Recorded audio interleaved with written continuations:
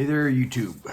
So, of Supreme Court decisions and gun bills. I'm calling this a Saturday night rant, even though it's past midnight, because I wanted to finish actually reading the opinion of the Supreme Court, which will be linked. I'm just going to link to the Supreme Court page because then you can access all the opinions if you want to read them. I only read through all 135 pages of, and finally finished about, 45 minutes ago, maybe an hour ago, reading the entirety of the decision in the New York Rifle and Pistol Association v. Bruin case. And Justice Thomas is quite a genius, I will say that. But we had bad gun bill, and I'm going to get briefly into that because Biden apparently has already signed the thing. It got up there and through, and I haven't had a chance to look to see if they passed any amendments. Rand Paul said he was going to try and find time to read it. It was only 80 pages, and I'm an amateur, and I read through it. Or I at least read through the initial text before it had a number. So if I can do it, and I'm only a delivery truck driver, I'm sure a senator has time to do it. The complicated part is that the way that Congress writes these bills, it's a little hard to read because if it references something else, you don't even know what they're talking about necessarily. But I don't really see what Republicans got out of this. I didn't see money for school security to speak of. There is some stuff for mental health, and there is a scary part to that because it talks about CHIP, which is a Children's Health Insurance Program, which is one of the many programs that we have that isn't as well known. And it talks about comprehensive health care, even if there's not a mental health diagnosis. So they're using it as a back door, it looks like, into stuff. The first 25 pages is all that. Anything dealing with money is in the last part.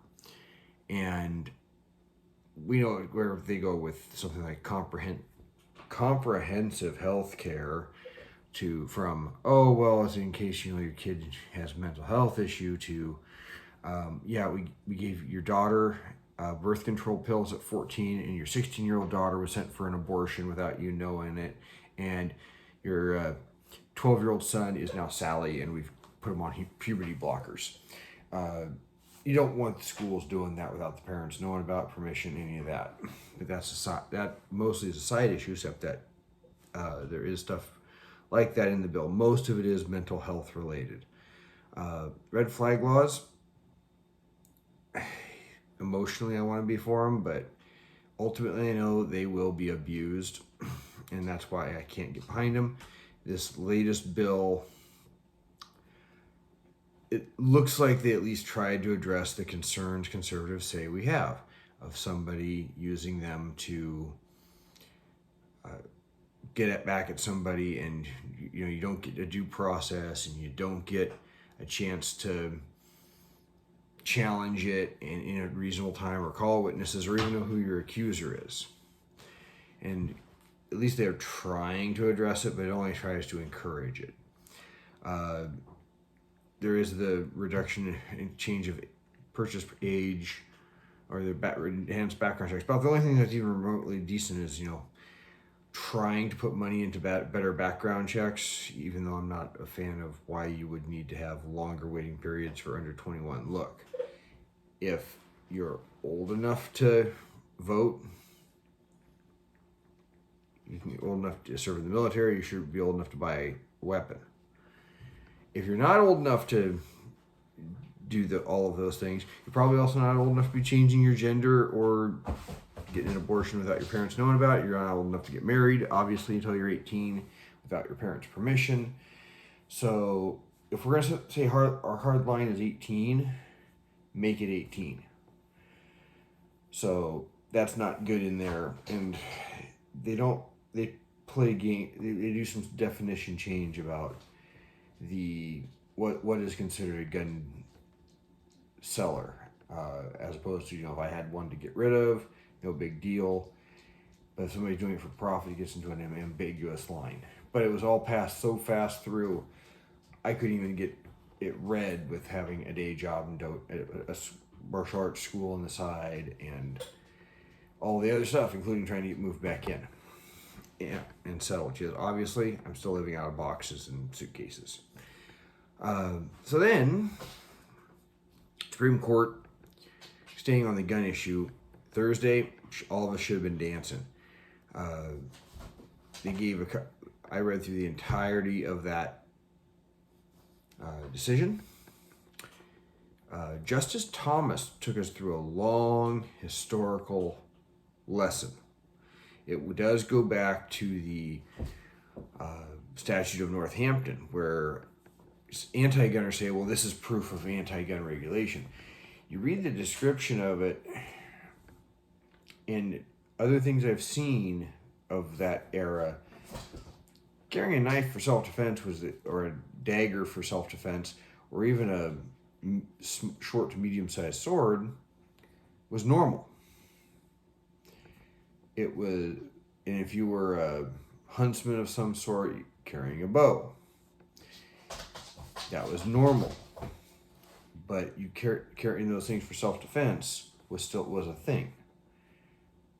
But carrying a halberd, for those of us that are familiar with Dungeons and Dragons, everyone pictures their character walking around all fully armored and everything. And with weapons all the time. Well, if that's what you think, that's what they were trying to prevent. And it was times of actual rebellion and armed rebellion, and so there was things of that nature going on. But Justice Thomas, as opposed to Justice Breyer, who tries to use that as justification for New York's law, takes it through the whole up and down of how these things evolved. And essentially, about the time of our founding documents being written, there was very little restriction. Carrying weapons, it was, yes, militia was about defending the country, but it's about defending anybody. Other restrictions that occurred, he notes that the difference when they were allowed in the southern states, which Breyer tries to ignore, was that they allowed, as a general rule, restrictions on carrying concealed, provided open carry was allowed. So I think everybody needs to read it. Justice Barrett has a little chime in there. Justice Alito chimes in. Kavanaugh chimes in. So that's all good. And where do we move forward from here? Well, California's issuing directives. I haven't read through that news article yet, but I did read a thing from New Jersey are both saying, hey, we got to change. You got to change how you do this. Just basically treat it like it's going to be shall issue, because they may not have changed the law, but that doesn't stop an administrator from just going, good cause, constitutional right, or good cause, self-defense, enough. We're going to accept that. So on the short term, they can accept that. They can allow for that. It doesn't say you can't have a standard. And moving forward, anybody with any brains at all, thinking politically about trying to make a trade and trying to either mitigate or extend to this, we should be looking at national reciprocity and say, we will give you national reciprocal concealed carry for a national standard, because national standards vary. You can get something not only reasonable, so that New York isn't saying, let's make a $10,000 fee and make you apply every 6 months, and try and do everything they can to make it a pain in the butt, which I do not put it past New York or California or New Jersey to try and make ridiculous rules. New Jersey Republicans are, to their credit, trying to say, hey, let's fix the law and try and make it fairly reasonable. But that would be how I would politically approach it. We also know that they've said text, as informed by history and tradition, is the standard. I'm having problems getting some SKS magazines because of a bad address on a package. Now they can't resend it because of Washington's ridiculous law. So there's almost no gun regulation that can stand against text, history, and tradition. So moving forward to that, I would say maybe those laws need to be proactively changed, because you're just going to be spending your time defending laws that are going to get thrown out. But if you insist on doing it, fine. We'll go all the way to the Supreme Court with it repeatedly, because the justices have signaled how that should go. Now, hopefully, the lower courts do the same. If they don't take up the Duncan case and a couple other cases regarding assault weapons bans and magazine bans, hopefully they'll just kick them down and say rehear those cases in light of this, because you're using tiered scrutiny. They said there is no tiered scrutiny.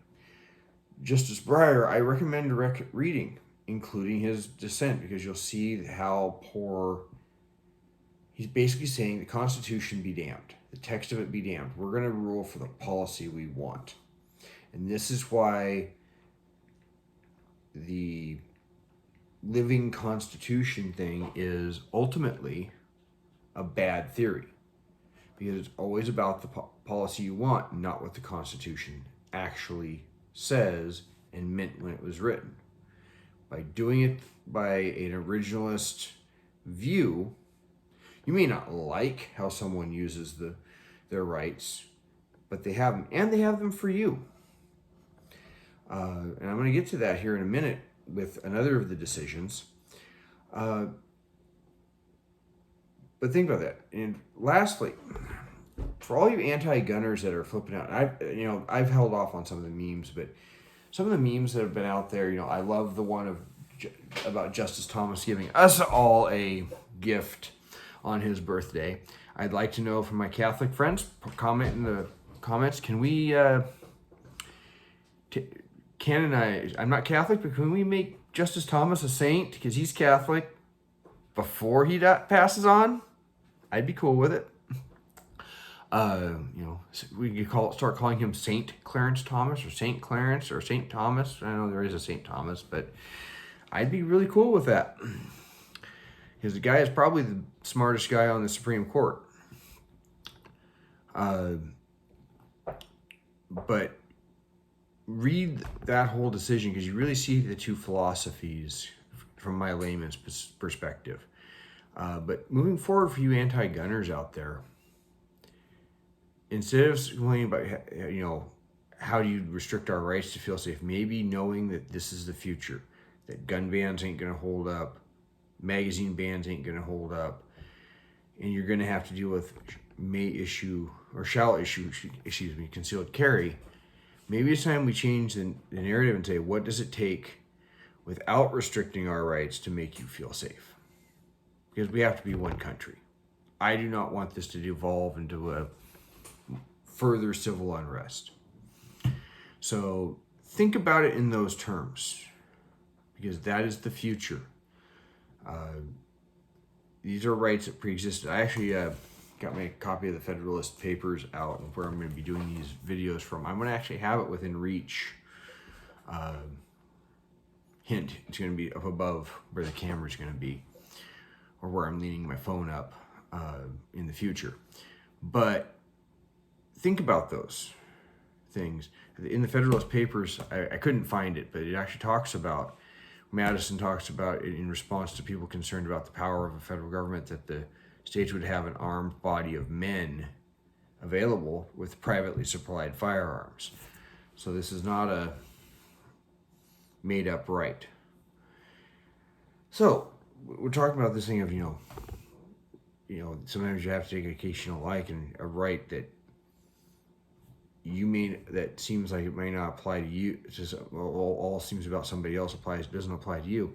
Let's move on to very briefly to the case out of Maine. I believe it's called the Macon case, where Maine has a program where if you don't live close enough to a school, or you can basically get a voucher to go to a private school, but it said you can't go to a religious school.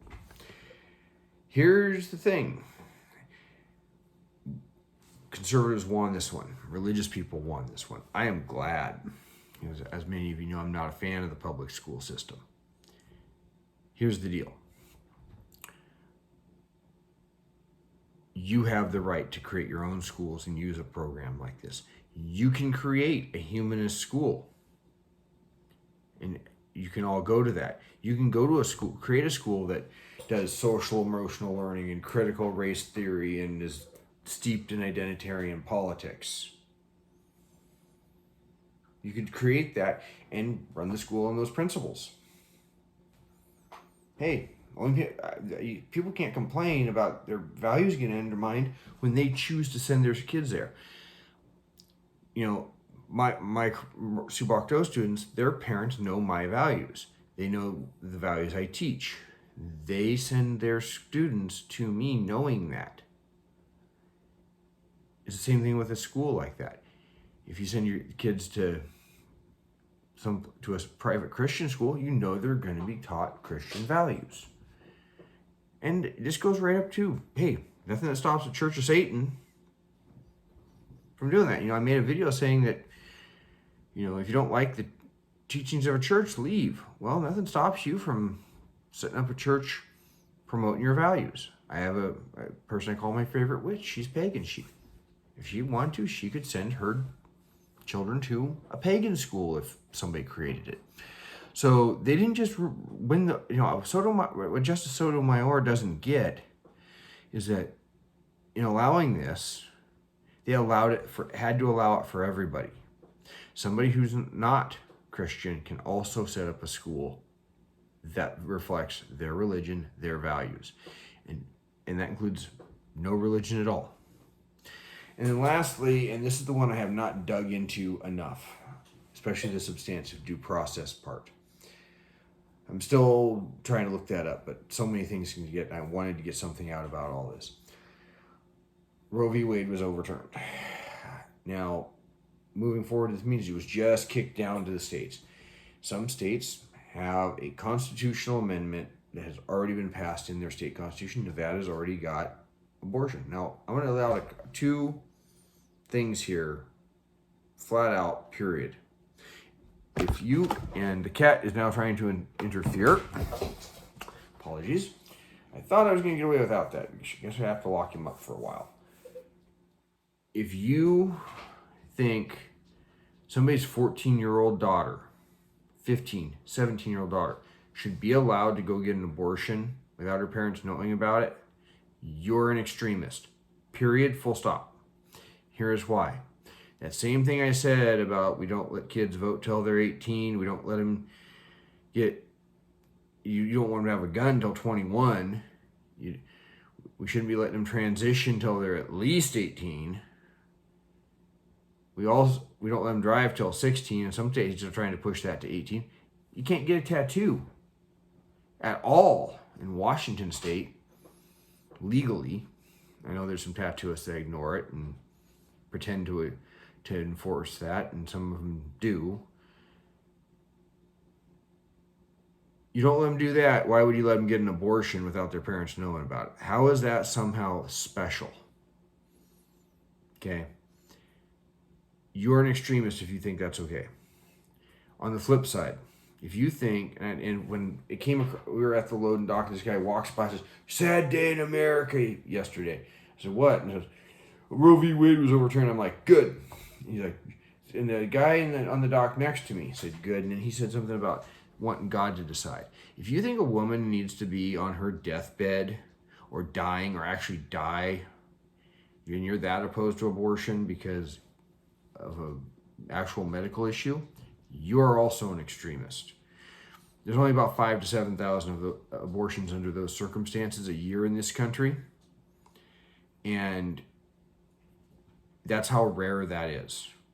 Even if you include rape, you're for all of the women that become pregnant because they are attacked in that manner, very horrifically, you're talking less than 100,000. About 2/3 of those, I think it's like 70-ish thousand, but I don't want to be quoted too much.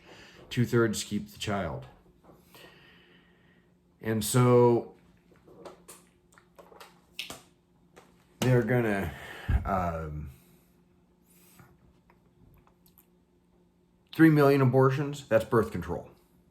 That's using abortion as birth control. And there's been a lot of memes that went around on all these issues. I saw one, a week that will live in infamy, and it was the gun ruling and the abortion ruling. I'm like, no, that's a good week, because I am pro-life. And there's nuances to all of this. Some people think it's going to make a big difference in the voting, and honestly, if you're voting based on abortion, you're probably already going to vote a certain way anyway. If you're pro-life or pro-abortion and you're voting for the party that's the opposite of that already, you're probably still going to vote that way anyway, because you obviously have other priorities than that as being a top issue. Gun rights is a top issue for me. Abortion is not my top issue, even if I have an opinion. Okay, but I've seen some of the memes, and of course the snarkier ones or the pro-gun ones, and I'm cool with that. I threw one or two of them out, but some of the ones coming out on the issue of abortion, to just kind of mention a couple of them. Again, you're an extremist if you think that. I've seen some. Former manager I had posted one of saying, know your rights in Washington State, and it listed off a couple. It says, even if you're under 18, no one can stop you. Well, if you're under 18, that's an extremist view. Even, I know pro-choice person, she's got a daughter that I just realized the other day is now probably about 15. She told me a couple years ago, if her daughter ever became pregnant, she at least wants to be able to guide her daughter through that situation. Not that she would have necessarily opposed the abortion or tell her that she should, but she wants her daughter to have her head screwed on straight, because she doesn't want to take her daughter to the doctor, have her daughter gets an abortion, and the next day her daughter realizes what she's done and is going, my God, what have I done? I've killed my child. And is then devastated from that. And that can happen. She wants to guide her daughter through this. In any case, taking that away from the parents is not something that should ever be done. And yes, the Biden administration is trying that on other things, but I'll save that for another video because we're getting kind of long here. Another one said, one of my former teacher posted a video and said, or put not a video, a meme that said, or sometimes, or maybe it was his own comment that said, ladies, tell your guy you won't F until this is overturned. And I'm thinking, not having sex with somebody you don't want to have a child with has always been an option. Personal responsibility is always an option. I've seen several people post about, if this was about babies, we'd have free maternity care and free diapers and free this and free that. And I wanted to say, and I was trying to hold back the snark because I didn't have the energy and time to spout off and defend it, because I will not post what I will not defend. And I will defend this video, but I'm not going to spend time on 15 different posts defending stuff. I see a lot of free, and no responsibility. I won't lie. I didn't wait till marriage for some of that. But you know what? I didn't sleep with. If I'd ever conceived a child, I would have supported the child. Men are also not able to just walk away and not have anything. They can get nailed for child support, and they will go back after men for child support, and rightly so, even years later. I've known people that couldn't get a passport years later because they never got receipts for their child support payments. And when the ex said, I never got it because there was no proof, they had to pay twice. My favorite witch, her husband's a dirtbag who wants to skip jobs, so they just keep trying to catch up to him. She'd get a couple of checks, and then he'd bail. They kept going after him. He owes her a pile of interest. So don't think that that's the case either. Personal responsibility is a thing. And then lastly, I've seen someone saying, I'm pro-life because and all these excuses for an abortion. Some of them are, no pro-life person calls an abortion if it's a severe, very severe fetal abnormality. If it's a baby that's already dead in the womb, that's a miscarriage. It may have a lot of the same medical techniques involved in performing the abortion, but ultimately it's a miscarriage. And to others like that, oh well, I'm pro life because I'm for the girl that's a sophomore who lost her virginity with a broken condom and now can either be a teenager or a teenage mom. She chose to do an adult thing. The personal responsibility says she needs to see that through, just like the consequences of an adult action. Now that could also mean she gives that child up for adoption. So, and understand these things happen in everybody's family. My mother was the reason my grandparents got married. Okay, so sitting there saying I don't understand, or quite frankly, under some of these people's standards, there's people that wouldn't exist because you would have had their parents or them aborted. So those are the memes I saw that stuck out in my mind. So that's kind of where we're at on this super late Saturday night rant. Feel free to like, comment, subscribe, even if you're just commenting to fuel the algorithm. If you see something that you want me to cover in a future video, great. The only thing I'm going to put for the usual links in the description will be a link to the Supreme Court's page where you can see their decisions, and maybe a couple of links to the stuff about the New Jersey change on the concealed weapons permit rules. But moving forward, that's where that's at. Personal responsibility is still a thing. You can still say, I'm not going to, ladies, who are pro-abortion, you can still say, oh, you're not the kind of guy I want to sleep with? See ya. Rejected. Honestly, I got rejected so many times, including by people I thought were marriage material, that, hey, that's how it is. But, you have always had the option, because you still have birth control, you still have pills, IUD, and condoms. You still have all those. And one other thought to some of I lost it. I had it on the tip of my tongue. So anyway, you guys all have a good day. I'm gonna get this uploaded before I hit bed.